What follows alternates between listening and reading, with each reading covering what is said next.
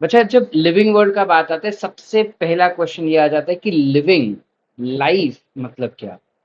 ठीक है, अब इसमें दो तरीके से हम पूछ सकते हैं। एक फिलोसॉफिकल क्वेश्चन आ जाता है कि what exactly is the purpose of your life. But हम फिलहाल नीट में फिलोसॉफिकल चीज है तो बात नहीं कर सकते, तो हम जाएंगे टेक्निकल क्वेश्चन पे, that what exactly is life. So when we talk about what is life, there are different properties of life. Meaning, अगर मुझे इस पर्टिकुलर पेन को लिविंग घोषित करना रहेगा तो इसके पास क्या क्या क्वालिटीज होनी चाहिए कि हम इस पेन को लिविंग घोषित कर सकते हैं। ठीक है, तो सबसे पहले प्रॉपर्टी जो हमारे दिमाग में आता है वो ये है कि उसके अंदर ग्रोथ होना चाहिए। अगर पेन ग्रो हो रहा है तो वो लिविंग हो जाएगा, बराबर। लेकिन इसमें भी एक कैच है बेटा, इट्स नॉट नेसेसरी दैट अगर वो ग्रो हो रहा है तो वो लिविंग ही होगा। बिकॉज ग्रोथ जो होते हैं वो दो टाइप के होते हैं। There are two types of growth that we have. इसको थोड़ा जाड़ा कर देंगे। There are two types of growth that we have. One is what you call it as extrinsic growth and the other one is what you call it as intrinsic growth. ठीक है, एक होता है जिसे हम कहते हैं एक्सट्रिंसिक ग्रोथ और एक होता है जिसे हम कहते हैं इंट्रिंसिक ग्रोथ। एक्सट्रिंसिक ग्रोथ जो होता है बेटा वो सिर्फ और सिर्फ नॉन लिविंग चीजों में दिखाई देता है, जबकि इंट्रिंसिक ग्रोथ हमको लिविंग में दिखाई देगा।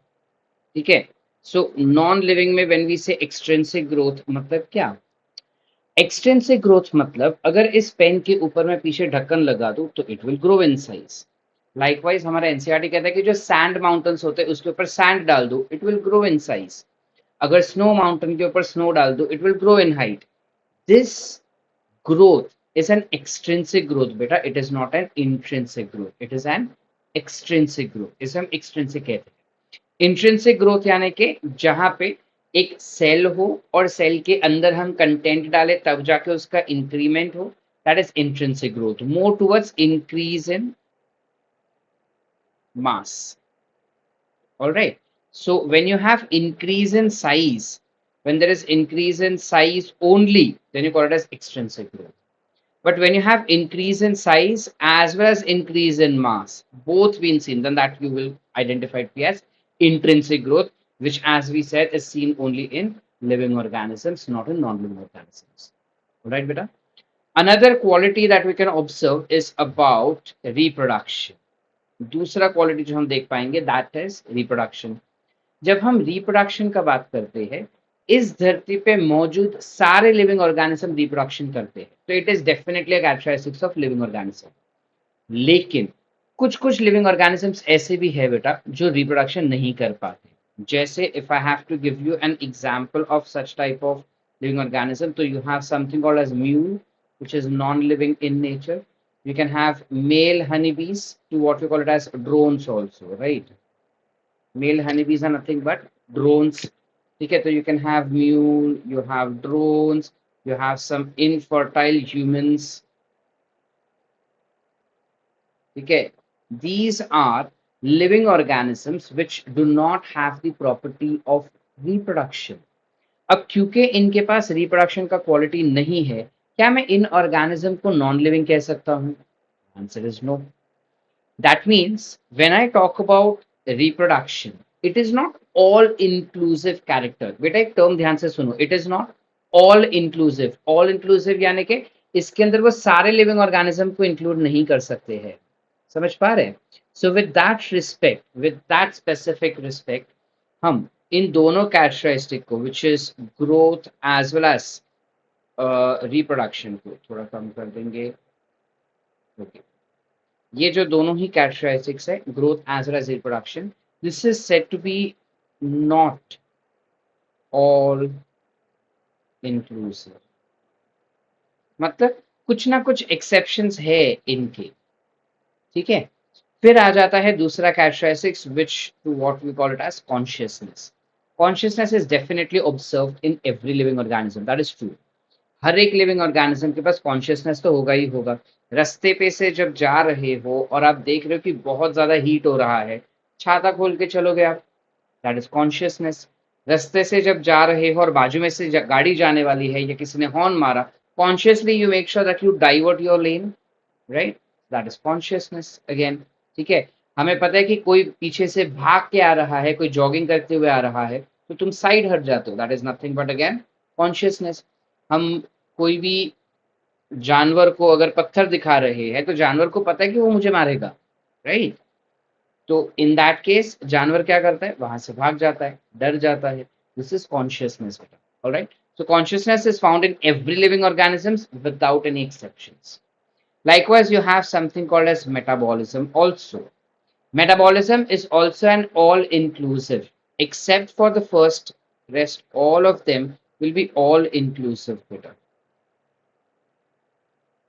उसके अलावा सारे के सारे ऑल इंक्लूसिव कैरेक्टरिस्टिक्स होंगे फर्स्ट दो के अलावा, ठीक है? तो जब यहाँ पे हम बात करें मेटाबॉलिज्म का, metabolism is seen again in every living organism. अगर सेल है तो उसमें मेटाबॉलिज्म होना तो बनता ही है बेटा। तो अगर सेल में मेटाबॉलिज्म हो रहा है तो ऑटोमेटिकली ऑर्गेनिज्म लिविंग हो जाता है। क्या हम समझ पा रहे हैं? यहाँ पे जब हम बात कर रहे हैं मेटाबॉलिज्म का, हम मेटाबॉलिक रिएक्शन जैसे digestion of starch with the help of amylase, ये चीज हम टेस्ट ट्यूब में भी कर सकते हैं। तो क्या हम टेस्ट ट्यूब को भी लिविंग कहेंगे बेटा? क्या टेस्ट ट्यूब को हम लिविंग कह सकते हैं? तो my answer is no. So when we talk about metabolism, पहले तो ये दो प्रकार के हो सकते हैं, which is catabolic reactions and you can have something called as anabolic reactions. ठीक है, you can have catabolic reactions as well as you can have anabolic reactions, and whenever you have these reactions occurring, these can occur in test tube also. तो test tube में अगर कोई reaction हो रहा है तो उस रिएक्शन को हम लिविंग रिएक्शन कह सकते हैं, बट उस पर्टिकुलर चीज को हम लिविंग थिंग नहीं घोषित कर सकते। We can not classify that as living, but we can definitely identify to be as living reaction. We can definitely identify to be as living reaction. Are we clear beta? Then you have self replication. Self replication का मतलब same ही होगा बेटा। Self replication is reproduction.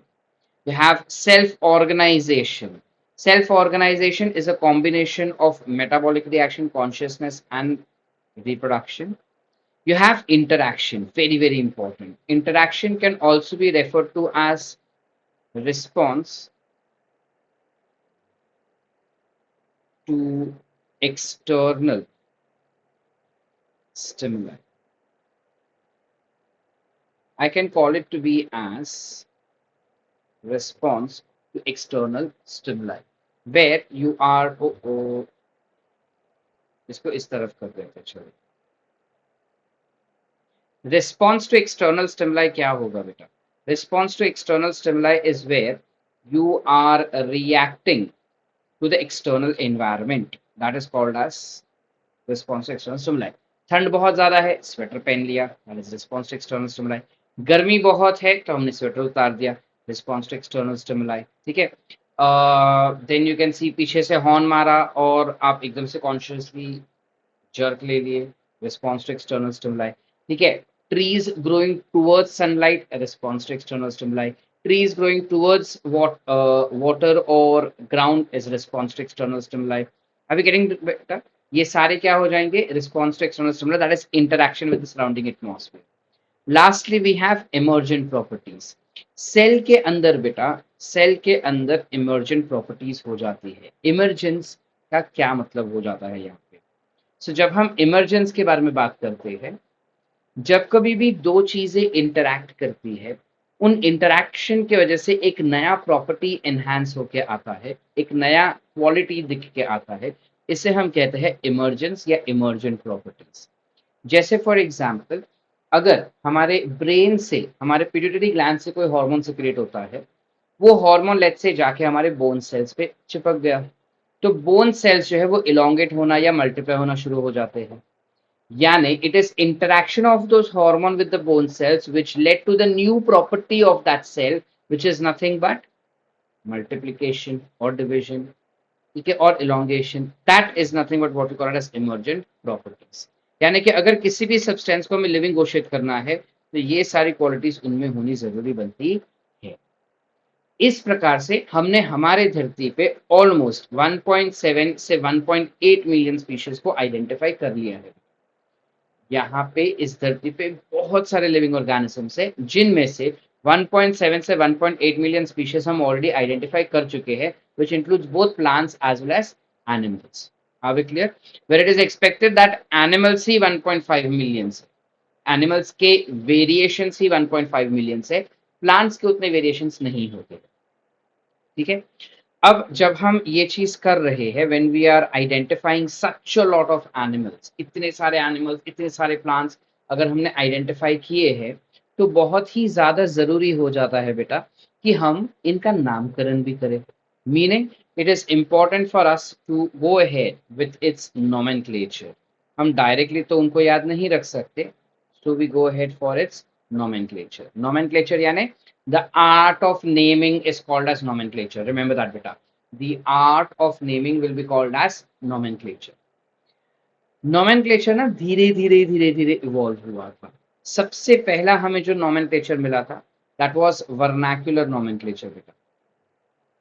You call it as vernacular nomenclature, जहाँ पे reason के हिसाब से सबने अपना अपना नाम रख दिया था। यानी इंग्लिश में मैं इसको पेन कह रहा हूँ, हिंदी में इसको कलम कहूंगा, साउथ इंडियन लैंग्वेज में कुछ अलग, मतलब तमिल, तेलुगु, कन्नड़ा, उसमें इसके अलग अलग शब्द हो सकते हैं। ठीक है, गुजराती, मराठी, इसमें इसके अलग अलग शब्द हो सकते हैं। ठीक है, अब अगर हम लेट्स से फ्रांस गए और फ्रांस में जाके हमने कहा that I am gonna write with kalam, they don't know what kalam is. For them kalam is pen, so for them it will be very new thing to know. ये जो लैंग्वेज बैरियर हो रहा है, जहां पे हम कम्युनिकेशन नहीं कर पा रहे थे, इस चीज को मद्देनजर रखते हुए हमने इस वर्नाकुलर नोमेनक्लेचर को रूल आउट कर दिया था। फिर हमारे पास आया एक नया nomenclature which is identified to be as scientific nomenclature. When we talk about scientific nomenclature में हम पूरा पूरा नाम याद रखने लगे थे। मीनिंग अगर सपोज मुझे किसी इंसान को बुलाना जिसका नाम है राज, ठीक है, लेट्स से सपोज मुझे राज को बुलाना है, तो मैं राज को कैसे बुलाऊंगा? So I will go ahead as Animalia, Chordata, Vertebrata, hominidae, Homo, sapien. In between, I will also add primata, chordates, and all of that. So if you start, it becomes like Animalia, Chordata, uh, Vertebrata, Tetrapoda, Mammalia, Hominidae, Primata, Hominidae, Homo, sapien, Raj. इधर आ तो जरा। This is a very very huge name, right? ये बहुत ही ज्यादा बड़ा नामकरण हो गया याद रखने के लिए। इतना बड़ा नाम हम कैसे याद रखें सर? ये तो पॉसिबल नहीं हो रहा है हमसे। इस वजह से again this particular nomenclature was ruled out and we came up with the third type of nomenclature, that is binomial nomenclature. ये जो नोमेनक्लेचर है which is binomial nomenclature, it was given to us by a scientist called as Carolus Linnaeus. ठीक है, it was given to us by a scientist called as Carolus Linnaeus. ये चीज याद रखिए, Carolus लिनायस ने हमें ये चीज, ये नोमेनक्लेचर दिया था। और हमें कैसे पता चला कि इसने दिया था हमको ये वाला नोमेनक्लेचर? ठीक है, सो इसने हमें ये चीज इसलिए पता है बिकॉज इन्होंने एक बुक लिखा था, उस बुक का नाम था स्पीशीज प्लांटे।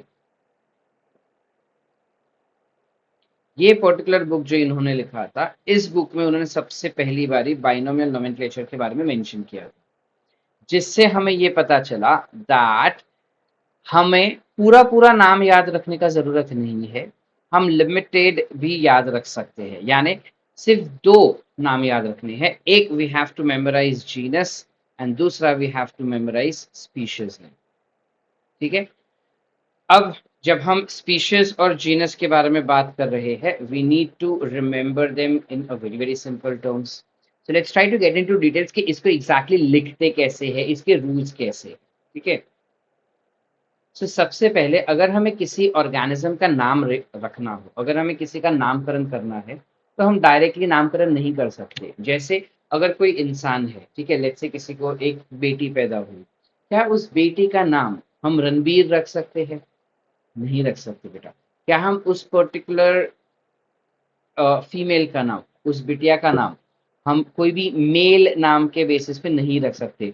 ऋषि नहीं रख सकते, रणवीर नहीं रख सकते, अर्जुन नहीं रख सकते, पार्थ नहीं रख सकते, बिकॉज ये सारे हमारे दिमाग में मेल इंडिविजुअल के नाम है। लाइकवाइज अगर कोई मेल पैदा होता है तो उसका हम फीमेल वाले नाम नहीं रख सकते।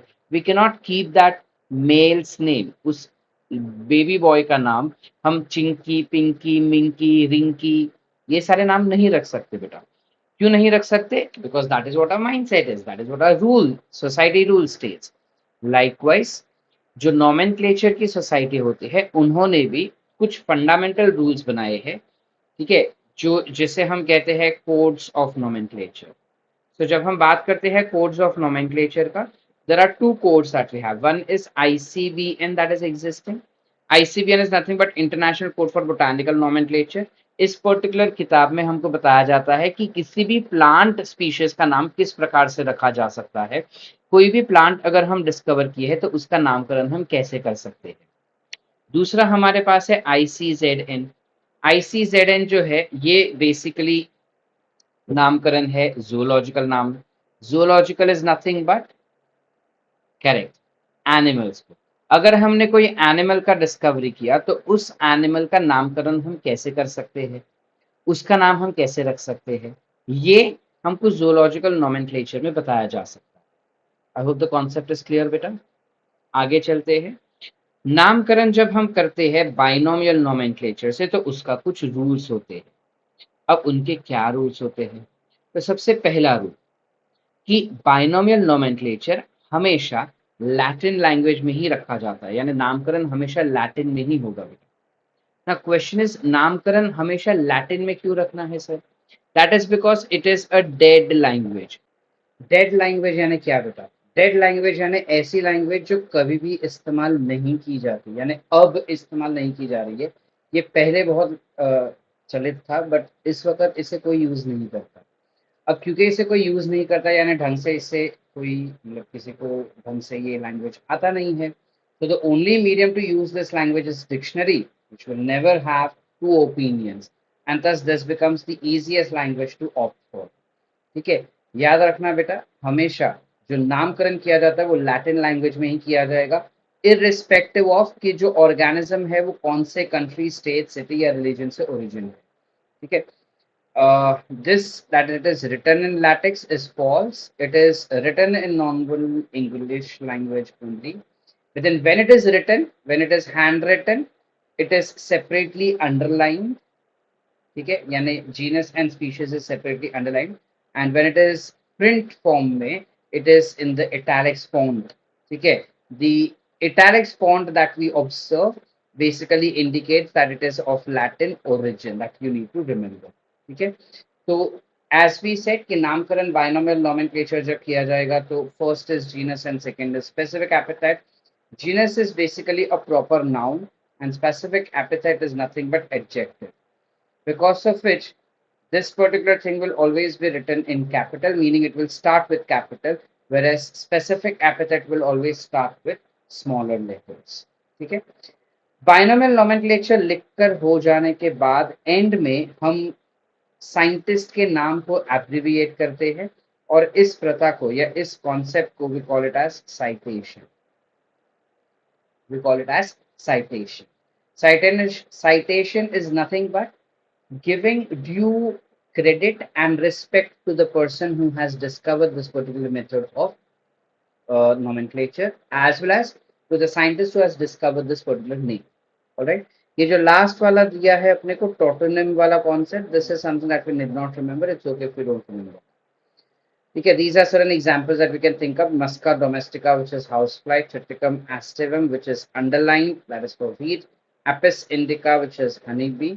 ठीक है, रिमेंबर स्पेसिफिक एपिथेट यानी स्पीशीज नहीं होता, स्पेसिफिक एपिथेट का मतलब स्पीशीज नहीं होता, बट स्पीशीज का जो नामकरण करने का तरीका होता है वो स्पेसिफिक एपिथेट यानी एडजेक्टिव होता है। This is nothing but adjective. Are we clear up till here beta? So species is Mangifera indica, where indica is a specific epithet। अब the concept is clear up till here। So यहाँ पे हमने